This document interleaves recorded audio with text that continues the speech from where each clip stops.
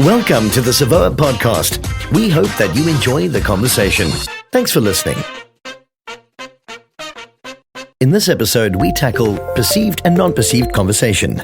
Mike, we're having a very interesting conversation about timbre and the perception of voices and what makes one perceive a voice better than the next. So, we say, Mike, wow, you have a great voice, but Elliot's voice, you have a great sounding voice, but Elliot's voice is not such a great sounding voice. And then Francois' voice.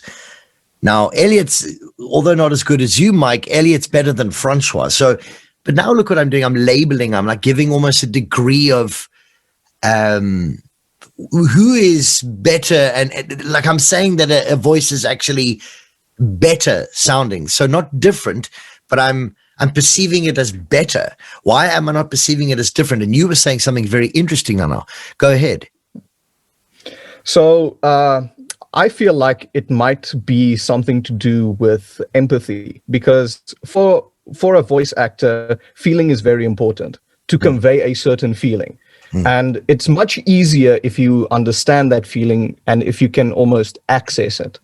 So it might be that you are better at accessing that feeling. So let me stop you there. Exciting. Sorry. So I don't want to get carried away. Let this be confusing to anybody who's listening. So what you're saying is by accessing, being able to, other than those other people who are not able, so a developed limbic system in the brain, really, which is responsible for emotion and allowing us to really get to that deep level. So what you're saying is by accessing, right, you being able to access your emotions more, you're able to access places and colors in the timbre that would equal so if I was to then listen to you be happy, and I said sound happy, and then you went to that emotional place and I gave you a line and then I said read it as happy, and then you read it, you would sound happy. Whereas what you're saying is Elliot and Francois, who aren't as developed emotionally, maybe in the limbic system, or for whatever reason, it may be culturally or the way they're brought up in the family, maybe mom and dad are not very emotional. Maybe they come from Germany. I'm just joking. But I wonder if that's it. And I wonder if that's why we perceive yes, maybe. But Mike, what about when someone just opens their mouth and they just sound crazy? Now, imagine that person is not able to access emotion, but we're still going to say that 9 out of 10 people are still going to say that guy's voice, whoever he is, stands out and sounds better. We're asking, why does that sound better? What is it actually doing to us, Mike? That's the thing. But I would like to ask you a question. Go. If you would have that person, that epic voice guy type voice, yes, would he be a better character? I don't think so. I think that it depends on what you want to do with the person for his voice to be better in some way. If you want an emotional read, you want someone more emotional. If you want something deeper, more grovelly, more epic, you would tend to go towards that one. Yeah. So to say that in general someone's voice is better would then be a good balance of the two. So maybe then a good manipulation of timbre. Yeah, well, we're discussing now. Okay, so timbre is how we differentiate sounds of equal pitch, location, and distance. Think about monkeys, chimpanzees, whatever, like how they call out to 4 trees down, but they've got like 10 different families. To us, they all sound the same. Do you know how different they sound to each other? Their perception. And that's how we differentiate, like our mums and dads within. If you closed your eyes and you were in a crowd, in a pub somewhere or wherever it was, and your mom and dad would speak a little bit louder than everyone else, you'd be able to, you start looking around, you're like, oh, I hear my mom and my dad. There's a reason for that, right? It's because you've been you've grew up and trained to the timbre of your mom and dad. So the timbre for a human being, how do I describe it? Well, if you sang G, la, and I sang G, la, just like that, just la, la, the difference in the sound, that's the timbre. And that's how we recognize, differentiate voices between us. And also, what makes the voice artist very great is his ability to, and this is interesting, because when you change up your timbre, what you're really doing is you are distributing energy differently across the audio spectrum. And what do I mean by the audio spectrum? I mean from 20 hertz to 20 kilohertz, all the way from the bass, the mid bass, the mid treble to the treble, all of it, and in between, all the colors, red, orange, yellow, green, blue, indigo, and violet, everything. And I mean, that's really flip. Mike, this conversation can get deep, eh? It can get really very, very much so. No, and you know what's interesting? What's even more interesting is, so now there's this conversation, and then there's the perceived conversation is what we're talking about. And what I'd like to do is show you a script on this. Now, I know this is a podcast, right? So what I'm going to do is, we'll read the script. So for those of you who are listening, you can just write down the script. It's not long at all, really. So, Mike, what I'm going to do is bring out this Nike script, because it's just a really cool script. It's quite well written as well. Let me just see where it is here. So I'm going to share my screen with you, Mike, and we'll take it from there. All right. So now, we still don't have the answer for why do we perceive some people's voices better than others? Why do we say that voice and this voice is, more clearly spoken? What do they mean? Does it mean that it's so interesting. It's how you receive what you're listening to. So think about, Mike, think about jazz and how it makes you feel. Think about rock and how it makes you feel. Think about the different tones of different genres of music, and how we perceive that and what it does to us. How much more for the voice? And when one reads a script and unpacks an ad,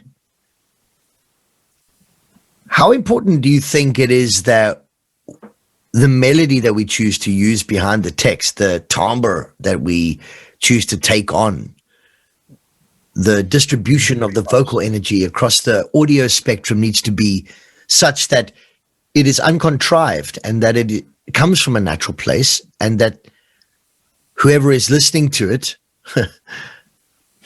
hearing it, not like hearing, listening and hearing both, that an emotion is evoked that wouldn't ordinarily be evoked from somebody else who would read it, who's not authentic or is sounding contrived. Or so having said this, there is conversation like I'm talking to you right now. That's the pure conversation. I'm not putting this on. I'm not reading it. I don't have any information in front of me. You know me. I never ever teach with information. It's always a new conversation, always unpacking art.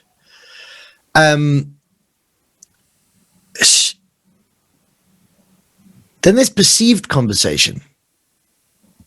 So you're required to read a script and to do something else other than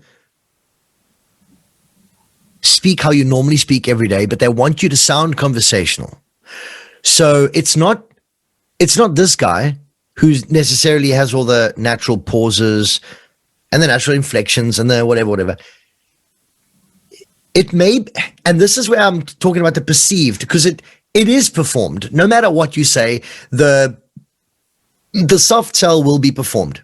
It will. 100% all the time. Even the unaffected, non-affected soft sell will be a performance. It will. So let me read this script like I'm talking to you right now. So here it is. Authentic, real, determined. So I'm going to read the script like it's not perceived, but this is a real conversation. Okay. Mm-hmm. So all your life, listen, Mike, all your life you're told the things you cannot do. All your life they'll say you're not good enough or strong enough or talented enough. Look, they'll say you're the wrong height or the wrong weight or the wrong type to play this or be this or achieve this. They will tell you no. 1,000 times no until all the no's become meaningless. All your life, dude, they'll tell you no. Quite firmly and very quickly, they'll tell you no. And you will tell them yes. So you know that was actually a mix-up between perceived and normal conversation. It was still, there was still some perceived because it was, and I say perceived because it is authentic soft sell. You are trying to be, but you're not just, it's not you. It's stuff that it's not you. I'm saying it now. I don't care what anybody else says. There's no such thing as a real, authentic, unaffected. There's no such thing. You will always be either taking yourself back to a situation where it's performed, all of it. So now the point of it would be to make it as low as possible. Because why? So if I'm saying that there's real, but then there's super real. So you'll get away with real, right? You'll get away with all your life. You'll be told the things you cannot do. All your life, they'll say you're not good enough or strong enough or talented enough. They'll say the wrong height or the wrong weight or the wrong type to play this or be this or achieve this. They will tell you no. 1,000 times no, until all the no's become meaningless. All your life, they'll tell you no. Quite firmly and very quickly, they will tell you no. And you will tell them yes. So why was that performed? Well, it was performed because I took my voice to a place that I knew would have a reaction from the crowd or from the listener or from the talent agency or from the voice director or from the engineer, because I'm using vocal fry. And because I know how to use my voice like that, I know how to modulate my voice in all these fantastic different colors, red, orange, yellow, green, blue, indigo, and violet, right throughout the modulation wheel. We should call it the modulation rainbow wheel, really. I'm able to access these places, and we spoke about it earlier about that emotion where you were like, hey, what makes another voice better than the next, sound better? And you said empathy. And I said, well, I understand what you're saying. So somebody, if they have the ability to have the feel and connect emotion to the melody of their voice, that emotion has a sound. How's that? So what you're saying, what we're saying is that emotion actually has a sound, and the sound comes through in the vibration of the voice. And because everything's vibration, that's what it is. So maybe that's an interesting point to think about as well. Yeah. Mike, so let's give you a go and let's see you be as real as you can be. Okay. Not perceived, just real. Go for it. All your life, you are told the things you cannot do. All your life, they will say you're not good enough or strong enough or talented enough. They'll say you're the wrong height or the wrong weight or the wrong type to play this or be this or achieve this. They will tell you no, 1,000 times no, until all the no's become meaningless. All your life, they will tell you no, quite firmly and very quickly. They will tell you no, and you will tell them yes. So Mike, I could hear you were reading there 100%. I mean, you haven't read the script before, so you were just getting to know it, right? So it was your little cold read. That was a little sight read. It was nice. But now, look, I want you to look at me, like put your hand on my shoulder, bro, and like look at me in the eyes and talk to me, like, and say, you know, all your life you are told the things you cannot do. All your life they'll say you're not good enough or strong enough or talented enough. Don't worry, my son. They'll say you're the wrong height. They'll even do that. Or the wrong weight or the wrong type to play this or be this or achieve this. They will tell you no. And you got to picture the guy in front of you. You got to picture the girl in front of you. You got to picture the person in front of you. You're rooting them on, man, because they think they're going to fail, but they won't. Because Nike's got them. Go for it. Let's hear. All your life, you are told the things you cannot do. All your life, they will say you're not good enough or strong enough or talented enough. They will say you're wrong, you're the wrong height or the wrong weight or the wrong type to play this or be this or achieve this. They will tell you no. 1,000 times no. Until all the no's become meaningless. All your life, they will tell you no. Quite firmly and very quickly, they will tell you no. And you will tell them yes. Yeah, but you see, the problem is that your breathing is making me feel, I feel detached. And it's making the script feel detached. It's like you're breathing like heavily in between words within a sentence. And that just doesn't work for voiceover. And also, it would be overdone and unnatural. You wouldn't be breathing like that, like so heavily. So take a listen again. All your life, you're told the things you cannot do. All your life, they'll say you're not good enough or strong enough or talented enough. They'll say you're the wrong height or the wrong weight or the wrong type to play this or be this or achieve this. They will tell you no. 1,000 times no, until all the no's become meaningless. So I'm having a conversation with one person. And if it's not somebody, it's to myself. So think about that. Go for it. All your life, you are told the things you cannot do. All your life, they will say you're not good enough or strong enough or talented enough. They'll say you're the wrong height or the wrong weight or the wrong type to play this or be this or achieve this. They will tell you no. 1,000 times no. Until all the no's become meaningless. All your life, they will tell you no. Quite firmly and very quickly. They will tell you no. And you will tell them yes. Very nice. So the internet sped you up a little bit there, but that was the best read you've done. Now, do you see on the end of your sentences, like how you just go to the bottom?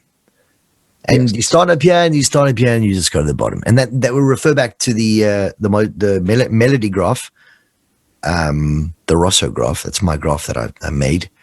And illustrated for you that you can start at a high pitch and you can go down the stairs, start in a medium pitch and kind of stay in that medium line, or you can start a low pitch and go up. So let me give you the differences.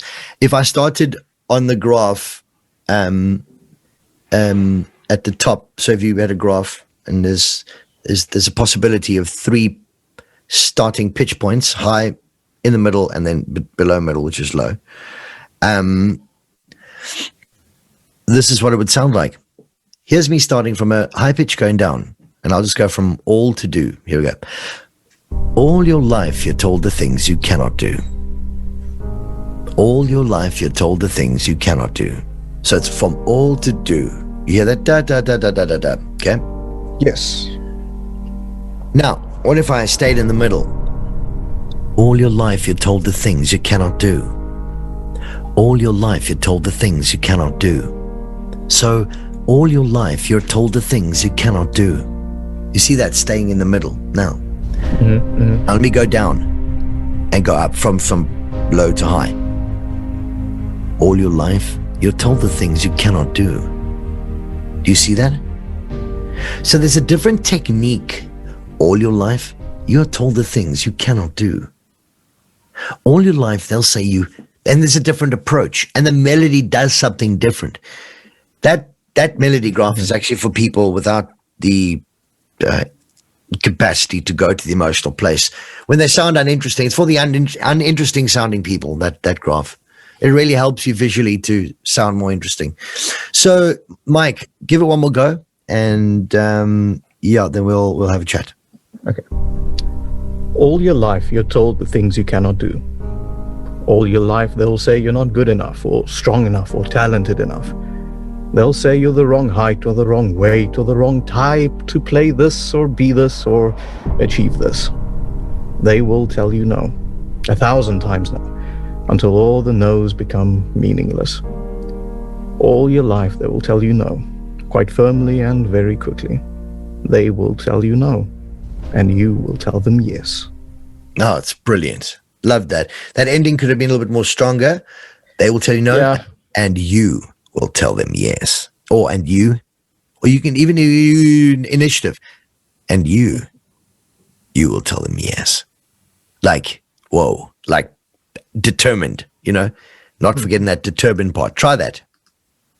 Okay. I would like to do from the top. From the top, yeah, absolutely. Go for it.